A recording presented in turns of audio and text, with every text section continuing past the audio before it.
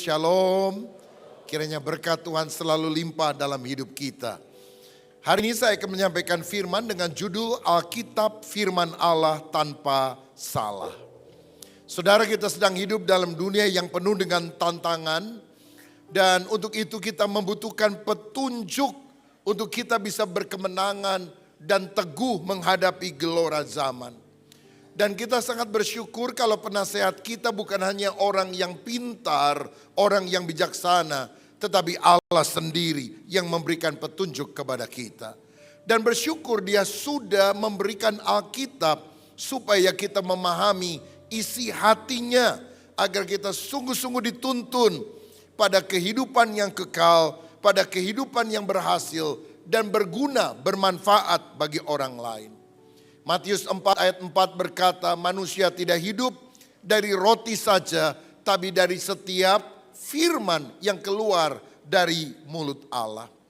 Ada banyak orang tiap hari makan capcay, puyung hai, barongsai.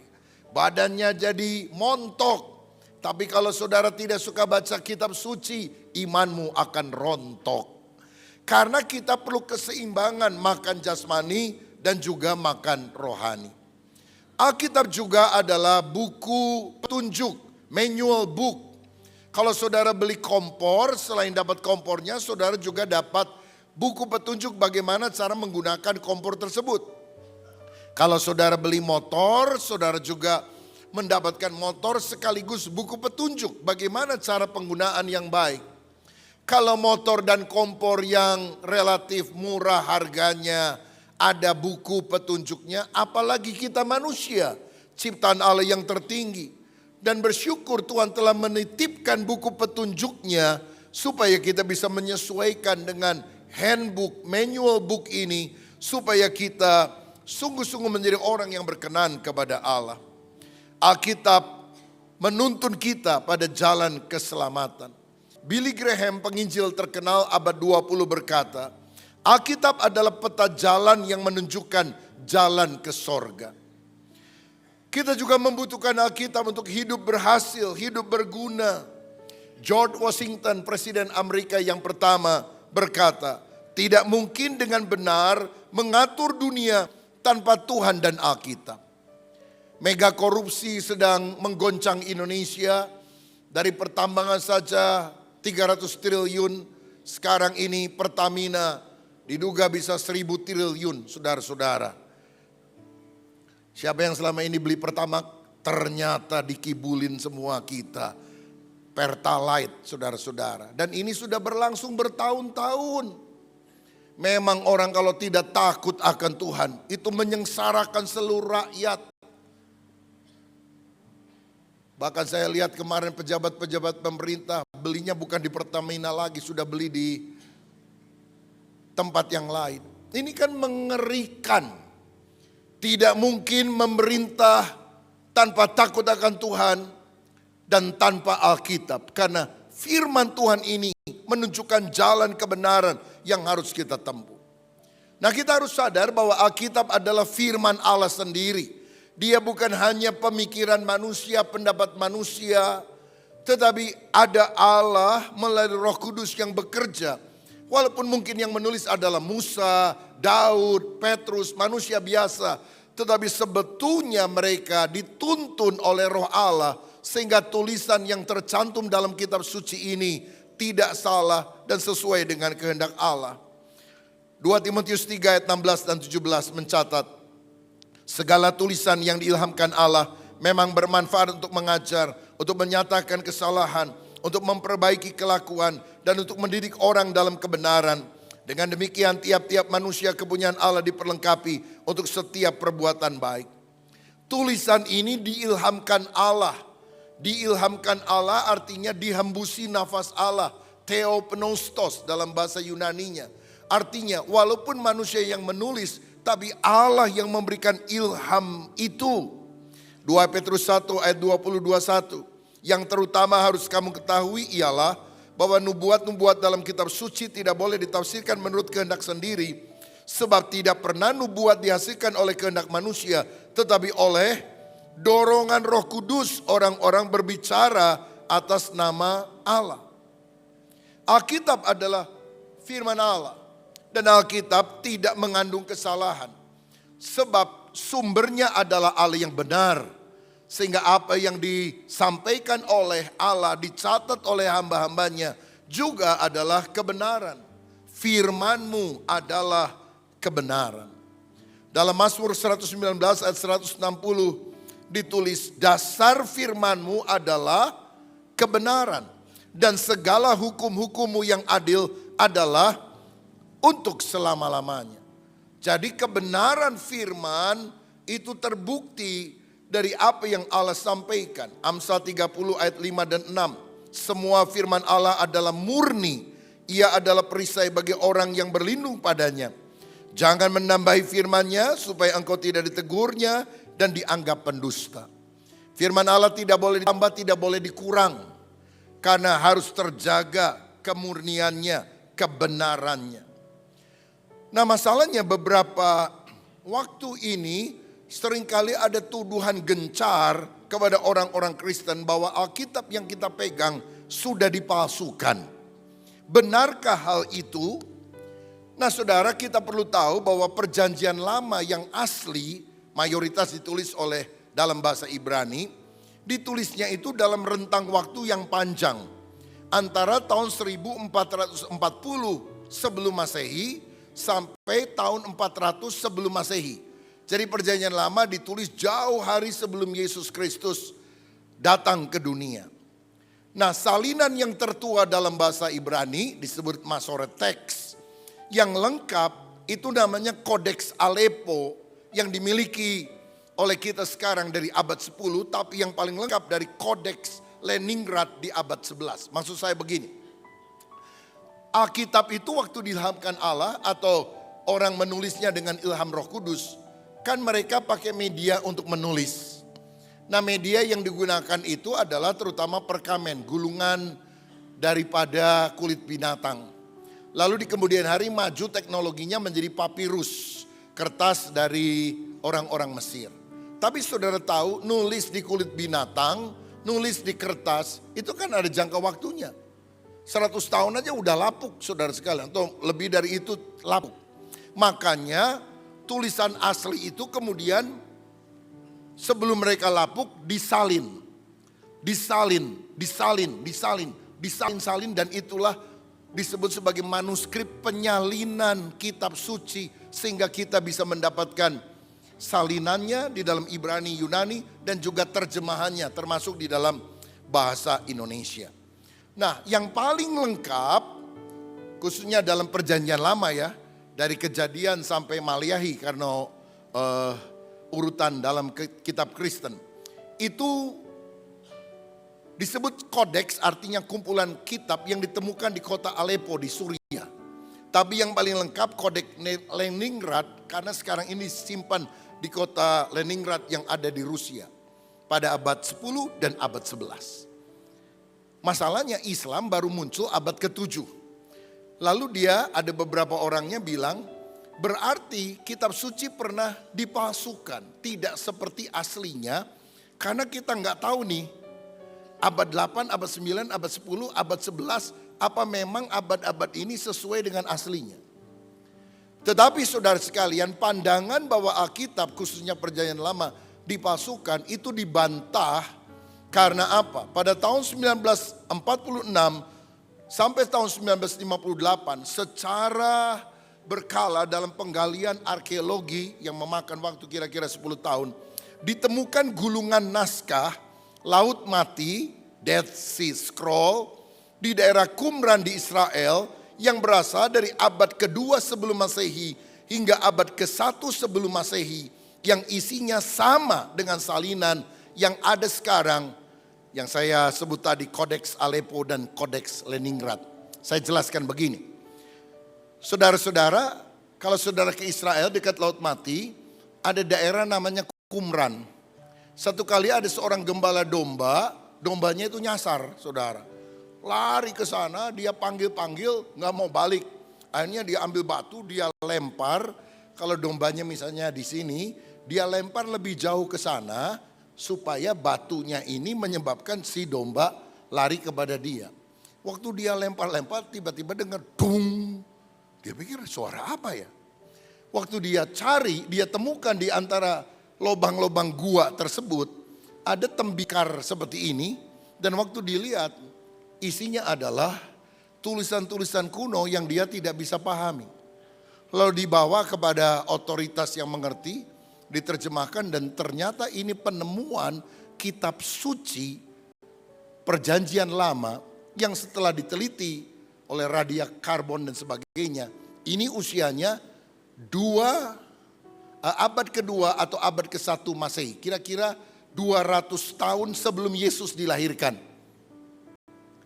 Nah saudara-saudara, yang penting buat kita isinya dari yang ditemukan di sana sama yang kemudian manuskrip yang kita miliki abad 10 sama abad 11 persis sama. Artinya ketepatan penyalinan kitab suci itu terjaga selama 12 abad.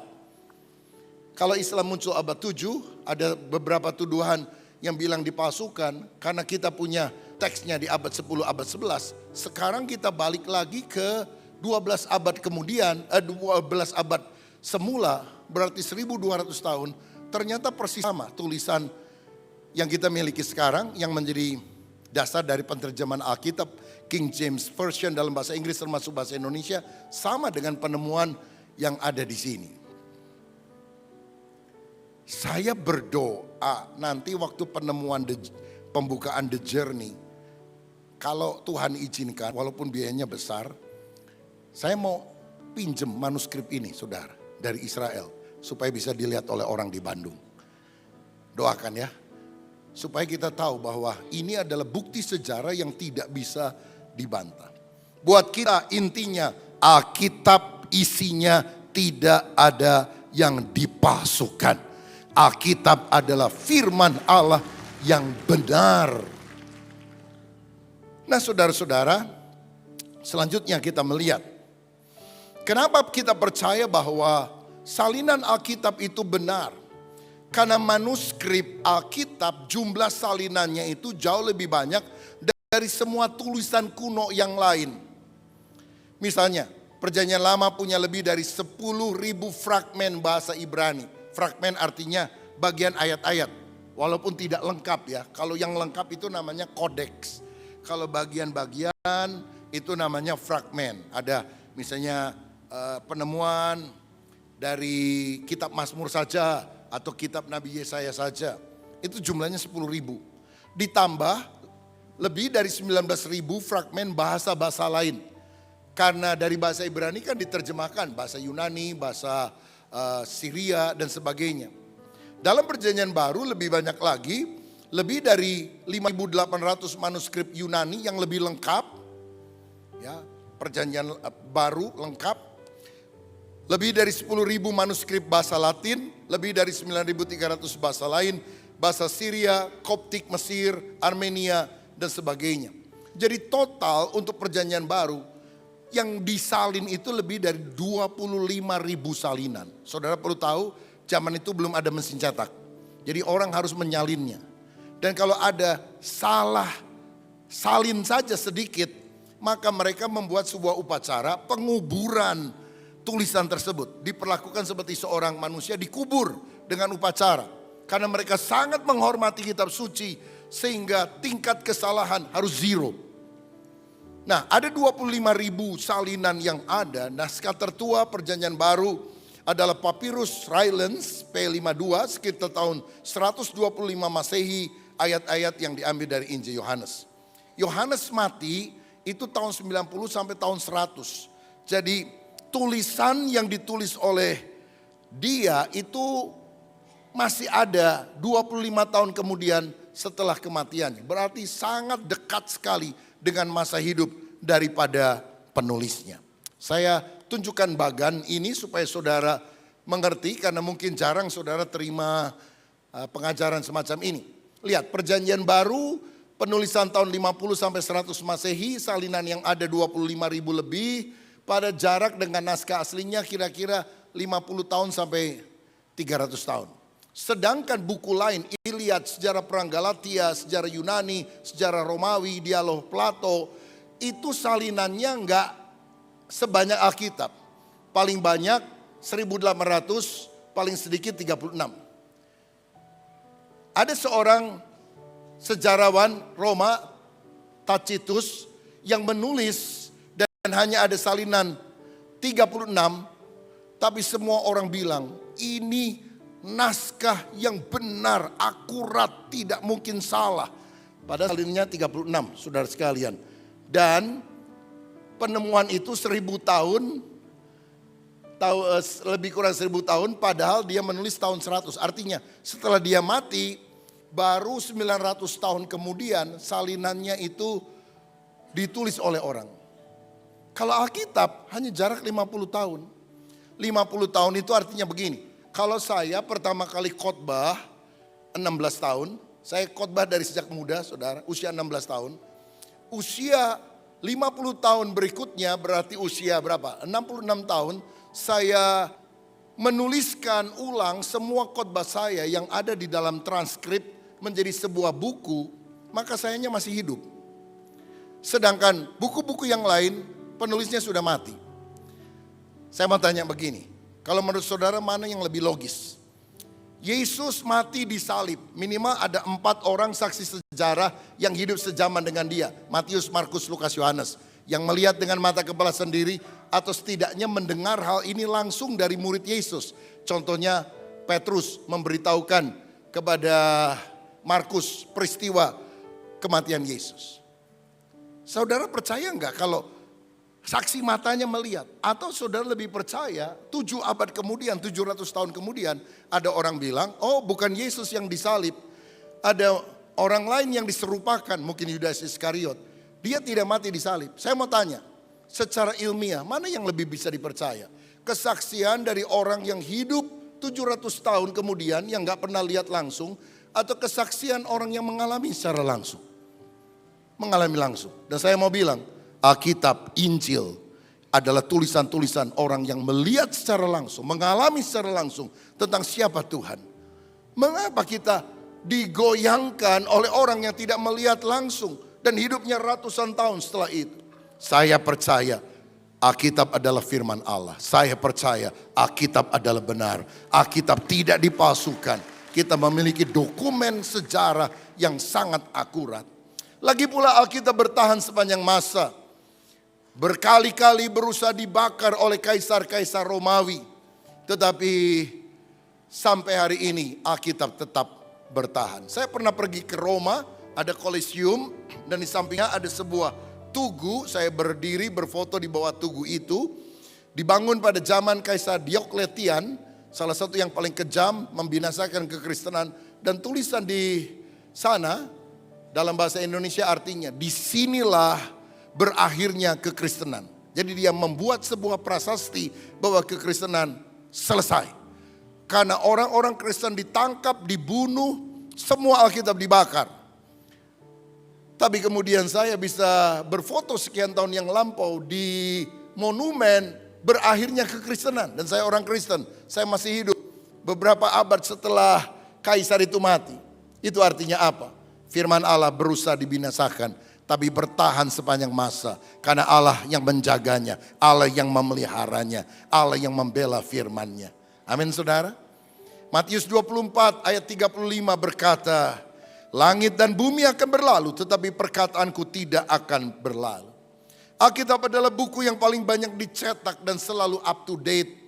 Orang di abad pertama, kalau dia mendengar firman, atau di abad ketiga ketika dia membaca kitab suci, dan di abad 21 ketika dia membaca kitab suci, selalu ada hal-hal yang tepat sesuai dengan kebutuhan kita pada setiap zaman. Kalau manusia yang menulis, tidak mungkin hal itu terjadi. Kenapa saya percaya bahwa Alkitab itu adalah firman Allah? Bukankah banyak buku rohani yang telah ditulis, tapi kita nggak bisa bilang buku rohani itu adalah firman Allah? Pertama, karena kesatuan Alkitab. Saudara tahu berapa jumlah kitab di dalam Alkitab ini? 66. Sebetulnya kitab ini terdiri dari kumpulan 66 buku. Bayangkan ya, kalau zaman dulu orang kan nulis di perkamen, yaitu gulungan daripada kulit binatang, kulit domba, kulit sapi. Kitab Kejadian aja Itu kan pasalnya banyak banget. Gak mungkin satu gulungan, bisa 10 gulungan. Itu baru Kejadian, belum Keluaran, belum Imamat, belum yang lain-lain. Jadi kalau kita mau dengar khotbah, mungkin ada ratusan gulungan bulu binatang di sini. Dan kita ambil berat, saudara-saudara, minta beberapa usher tolong bukakan. Waduh, repot sekali. Bersyukur melalui teknologi penemuan mesin cetak. Sekarang dibuat lebih ringkas, 66 buku. 39 perjanjian lama, 27 perjanjian baru. Penulisnya lebih kurang 40 orang selama 1600 tahun, 16 abad. Tapi memiliki satu doktrin yang tidak bertentangan. Kalau di perjanjian lama dikatakan bahwa keselamatan karena iman, Abraham dibenarkan karena iman, bukan karena perbuatan baik. Di perjanjian baru pun prinsipnya sama, keselamatan karena iman. Konsep moral yang sama, di perjanjian lama membunuh adalah dosa, di perjanjian baru membunuh juga adalah dosa. Tidak kontradiksi satu dengan yang lain. Dan yang paling penting, Alkitab pusatnya cuma satu, senternya satu. Yesus juru selamat dunia. Sebab pada waktu manusia jatuh ke dalam dosa, dalam kitab Kejadian saja, pasal 3 ayat 15, sudah ada janji. Dari keturunan wanita Hawa akan muncul seorang Mesias yang akan meremukkan kepala ular, menghancurkan pekerjaan iblis. Jadi Adam menantikan datangnya Mesias, juru selamat itu. Abraham yang hidup sebelum Yesus, Daud yang hidup sebelum Yesus, menantikan kedatangan Mesias itu. Nama Mesiasnya mereka belum tahu, tapi Tuhan sudah janji akan ada juru selamat dunia. Nah saudara-saudara, lalu Yesus datang 2000 tahun yang lampau. Kita baru tahu Mesias itu namanya adalah Yesus. Tapi kan kita nggak hidup sejaman dengan Yesus. Kita hidup 2000 tahun lebih setelah kedatangan Yesus. Berarti kita sekarang memandang ke belakang peristiwa 2000 tahun yang lalu. Yesus telah mati untuk menjadi juru selamat kita. Sedangkan Adam, Abraham, Musa, Daud memandang ke depan. Karena waktu itu Mesiasnya belum datang. Tapi yang dimaksudkan ya itu juga, saudara-saudara. Seperti sekarang orang Yahudi menantikan Mesias kan. Karena mereka tidak percaya Yesus adalah Mesias. Mereka menantikan seseorang yang lain. Dan nanti yang akan disambut sebagai Mesias, kalau menurut Alkitab si Antikris. Orang Yahudi akan tertipu luar biasa karena menganggap bahwa Antikris adalah Mesias. Baru kemudian karena sengsara yang luar biasa mereka baru sadar bahwa ternyata Mesias itu adalah Yesus yang pernah mereka salibkan. Maka akhirnya mereka akan bertobat pada akhir zaman. Saudara-saudara, tapi jelaskan yang dijanjikan Mesias. Namanya siapa? Adam belum tahu, Abraham belum tahu. Tapi bersyukur kita yang lahir belakangan, kita tahu Mesias itu namanya adalah Yesus. Jadi pusat seluruh Alkitab adalah pribadi Yesus Kristus. Bayangkan 16 abad nulisnya, 40 orang menulisnya. Kok bisa sama ya garis benang merahnya itu tentang manusia jatuh dalam dosa. Janji tentang juru selamat muncul dan juru selamat lahir namanya Yesus. Dia naik ke sorga akan datang kembali memberikan sorga kepada setiap orang percaya.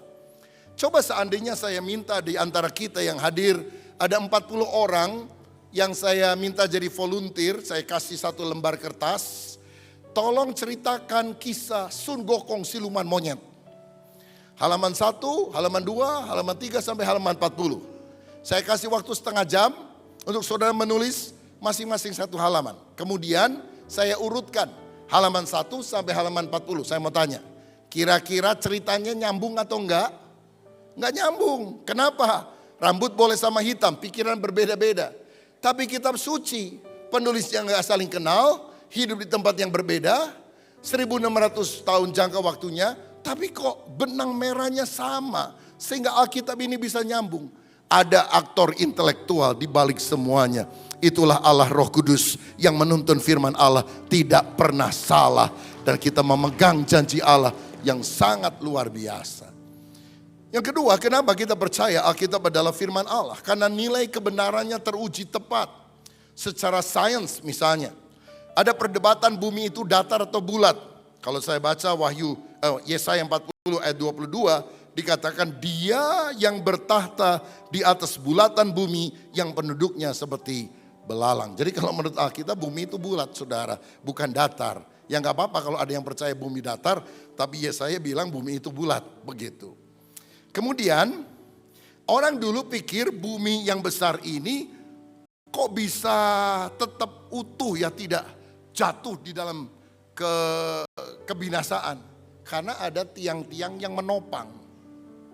Kenapa kita bisa ibadah di lantai 2? Karena di lantai 1 ada tiang yang menopang. Kenapa saudara di balkon bisa duduk di sana? Karena ada tiang besar ini yang menopang. Nah, bumi ini kan jauh lebih besar dari gedung ini. Kenapa bisa berdiri? Oh, orang zaman dulu bikin gambar bumi yang bulat ini ditopang oleh tiang-tiang. Padahal Ayub 26 ayat 7 berkata, Allah membentangkan utara di atas kekosongan dan menggantungkan bumi pada kehampaan. Bumi itu ada pada kehampaan, vakum. Nggak ada tiang. Kitab Roma berkata bahwa Tuhan menjaga melalui firman-Nya. Bila firman itu ditarik, bumi akan jatuh pada kebinasaan. Hidupku hanya ditentukan oleh perkataanmu. Kenapa bumi masih ada, tidak jatuh pada kebinasaan? Karena ada firman yang diucapkan oleh Tuhan.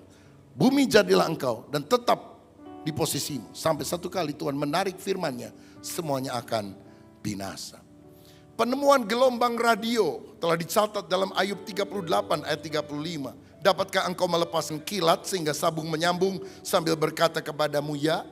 Kilat kalau sabung menyambung bisa ngomong ya enggak? Jawabannya kan enggak. Tapi sekarang kita tahu bahwa gelombang elektromagnetik bisa menghantarkan suara. Bukan cuma ngomong ya, kirim siaran berita, mau nyanyi dan sebagainya. Saudara juga bisa dengar. Karena itu kita punya radio Karisma 98,6 FM. Dengarkanlah, karena banyak firman Tuhan yang disampaikan juga di sana. Termasuk ibadah ini, itu disiarkan secara live di radio tersebut.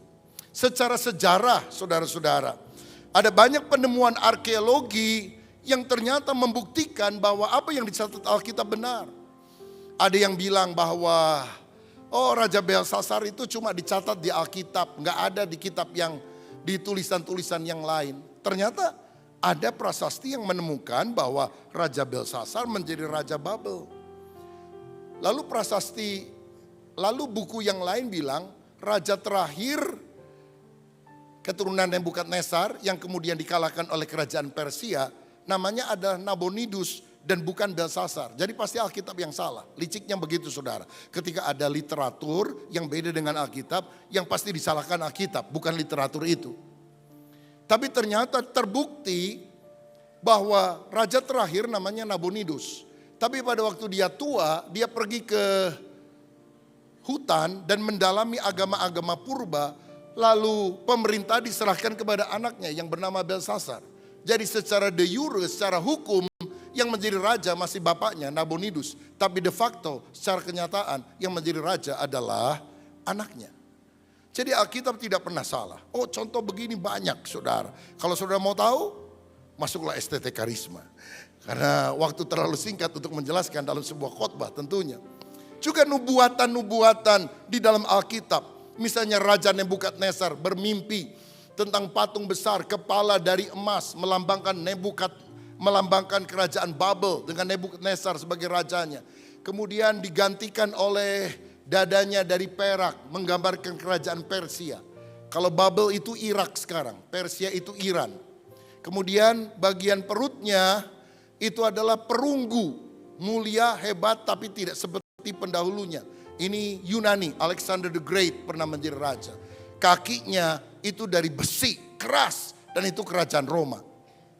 Ternyata betul loh saudara, Nebukadnezar yang mimpin kerajaan Babel di kemudian hari kerajaannya dikalahkan oleh Persia.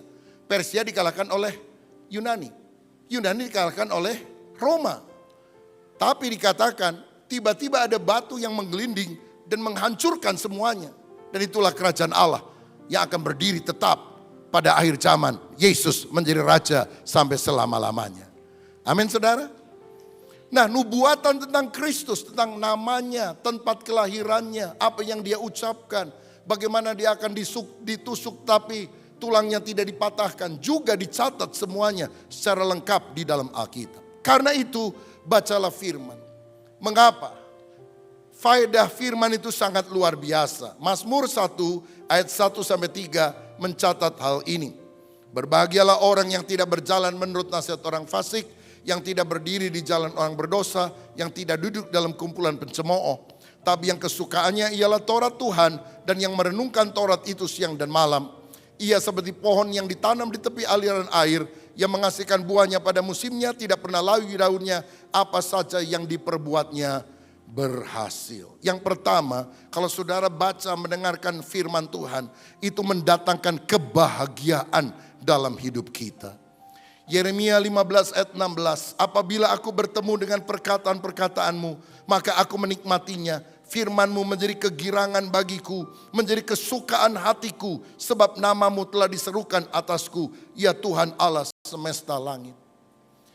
Kalau kita mengalami masalah, tantangan besar, aduh rasanya aku gak tahan ya untuk mengatasi semuanya ini. Kita buka kitab suci. Jangan takut, aku menyertai engkau sampai akhir zaman. Hati kita jadi tenang. Aduh rasanya pencobaan berat banget ya. Gimana saya bisa mengatasinya? Pencobaan yang kamu alami biasa tidak melebihi kekuatanmu. Tuhan akan memberikan jalan keluar bagimu. Aduh saya sakit, takut mati. Gimana ya? Aku tidak akan mati. Aku akan hidup dan aku akan memuliakan Tuhan. Karena bilur Yesus menyembuhkan segala macam penyakit kita. Bukankah kita menjadi tenang? Ada kebahagiaan, damai sejahtera mengalir dalam hidup kita. Kedua, firman akan membawa keberhasilan. Apa saja yang diperbuatnya berhasil. Seperti pohon yang menghasilkan buah, itu hidup yang produktif. Selalu ada buah-buah yang indah dalam setiap musim kehidupan kita. Kalau saudara mau berhasil dan beruntung, baca firman, taati firman, berlaku sesuai dengan ajaran firman, maka kita akan dituntun pada jalan yang benar. Yang ketiga, firman akan menjauhkan kita dari dosa. Karena dosa akan membawa kita pada kebinasaan. Jadi orang yang cinta firman tidak duduk dalam kumpulan pencemooh, tidak berjalan menurut nasihat orang fasik, tidak berdiri di jalan orang berdosa. Saya mau katakan, Alkitab akan menjauhkan kita dari dosa, atau dosa akan menjauhkan kita dari Alkitab. Kenapa banyak orang tidak suka baca Alkitab? Waktu baca Alkitab rasa ditegur terus, jadi malas dia baca Alkitab. Padahal kalau kita ditegur oleh Tuhan, maksudnya supaya bertobat. Kalau tidak bertobat binasa. Ada orang suka ngerokok, satu kali dia baca buku, bahaya merokok bisa mengakibatkan macam-macam penyakit, impotensi dan sebagainya. Dan setelah dia baca buku itu, dia mengambil keputusan, dia berhenti. Sayangnya bukan berhenti merokok, berhenti baca buku, saudara-saudara. Lah ini kan keliru, mestinya dia berhenti merokok, bukan berhenti baca buku. Dosa menjauhkan kita dari Alkitab, atau Alkitab menjauhkan kita dari dosa. Saya ingat satu kali ada sebuah kisah, seorang pendeta mengunjungi seorang jemaatnya di sebuah kampung kecil di Amerika Serikat.